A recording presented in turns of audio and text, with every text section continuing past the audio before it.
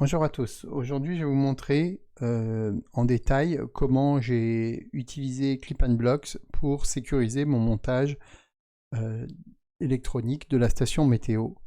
Alors pour ceux qui n'ont pas suivi, en fait, j'ai fait une première vidéo pour créer un firmware avec ESP Home pour faire une station météo, donc avec un capteur de température et un écran. Et dans une deuxième vidéo, j'avais montré un système que j'avais créé qui s'appelle Clip and Block, qui permet finalement de faire un petit peu comme un Lego pour sécuriser les montages électroniques. Donc finalement, dans ma station météo, j'ai trois éléments. Le SP32, le capteur de température BME280 ici, et un écran OLED. Je vais commencer ici par le SP32. Alors, si je vais ici, alors ça c'est une copie du projet Clip and Block. Donc vous clonez le projet et ensuite vous allez dans le répertoire STL, Electronic Parts, et là vous avez la liste de tous les composants électroniques qui sont pris en charge aujourd'hui. Alors s'ils ne sont pas pris en charge, vous pourrez les faire vous-même hein, peut-être. Hein. Donc ici j'ai un répertoire ESP3230 et toujours pareil, j'ai un PNG pour faire un preview et un STL, donc ça c'est pour l'imprimer. Vous voyez, c'est une barre comme ça en fait. Et cette barre, on va devoir l'imprimer en deux exemplaires. Donc, elles vont se positionner comme ça de chaque côté. En fait, elles tiennent les coins.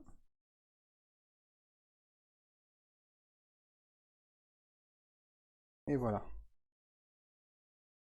Et donc, entre chaque barre, il y a, on peut en mettre une autre de l'autre côté de 5 trous. Donc, j'utilise de plus en plus cette technique pour gérer de nouveaux composants. Et je vais vous montrer comment je fais. Hein. C'est un petit aparté, hein. Vous pouvez passer cette partie. Donc j'utilise un script OpenSCAD qui s'appelle Clip and Block Generic.scad. Donc je rappelle, hein, OpenSCAD va vous permettre de modéliser des objets en 3D grâce à un script et un langage de programmation. Alors vous n'avez pas besoin de connaître ce langage de programmation, juste il faut changer quelques paramètres dans ce script. Donc ici vous n'en avez que 3 à changer. Donc width, ça c'est la taille, la longueur de votre composant. Et en fait les trous vont être de ce côté-là. Donc si vous voulez mettre les trous en largeur, vous mettez la largeur ici. Height, bah, c'est l'autre côté. Et margin, c'est la marge en fait que vous voulez pour que comment ça rentre et que ce ne soit pas trop large. Donc moi je mets entre 0,5 et 1 mm.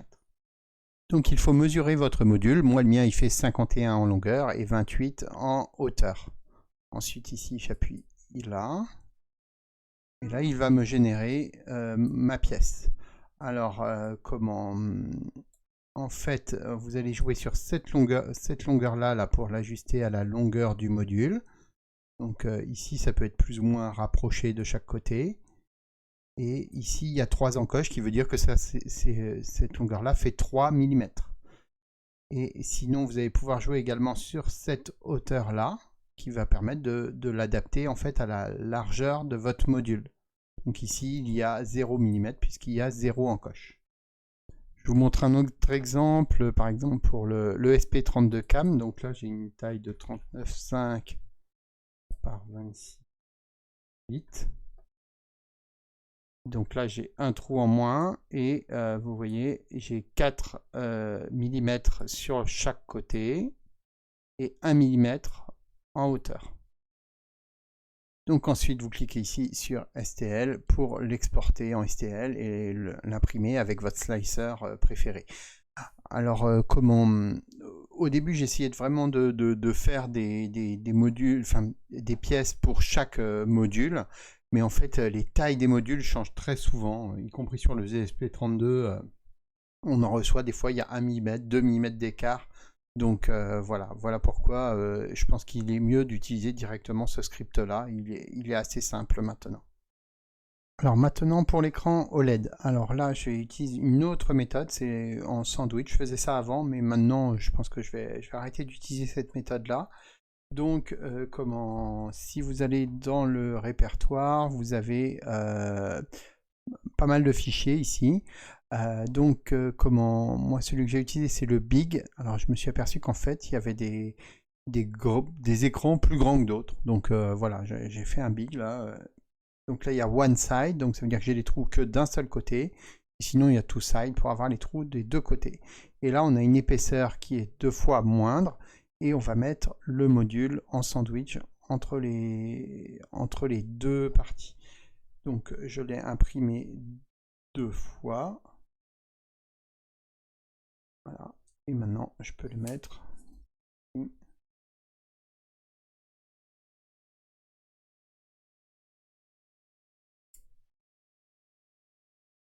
Comme cela.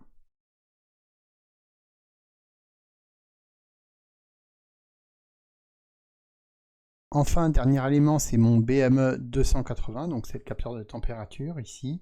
Alors pareil, ici j'ai utilisé la méthode du sandwich, donc comment je mets ma pièce comme cela. Alors je l'ai imprimé 2 fois, mais attention, la deuxième fois, il faut la mettre en miroir.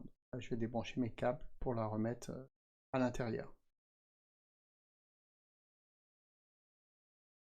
Une fois que vous avez imprimé ça, bah, c'est gagné. Hein, comment il ne reste plus qu'à imprimer des clip and block, quelques barres, quelques pièces en plus pour assembler tout ça. Et maintenant, je vais assembler tout ça et je vais vous le passer en accéléré.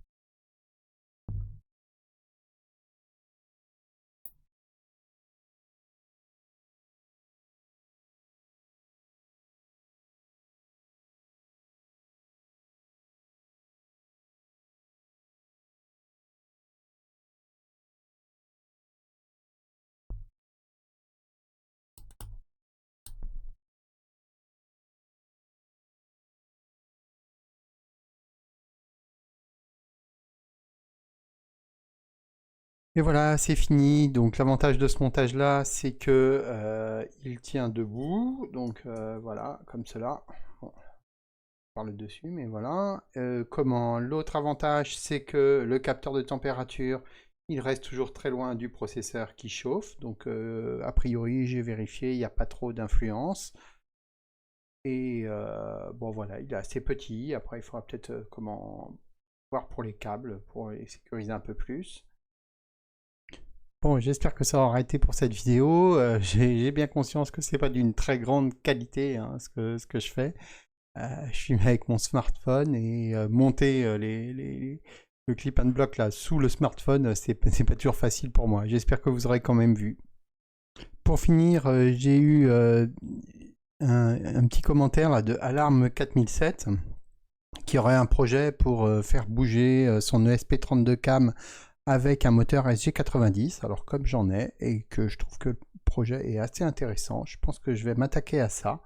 Alors la petite difficulté c'est que pour l'alimenter donc via l'USB, via le module USB, il va falloir sans doute mettre des fils entre les deux. Mais je vais regarder tout ça et peut-être ce sera l'objet d'une prochaine vidéo. Et enfin, pour finir vraiment, j'ai relancé mon compte Mastodon, donc c'est un équivalent à Twitter, un équivalent libre à Twitter. Donc je l'avais lancé lorsque j'avais commencé Clip and Block.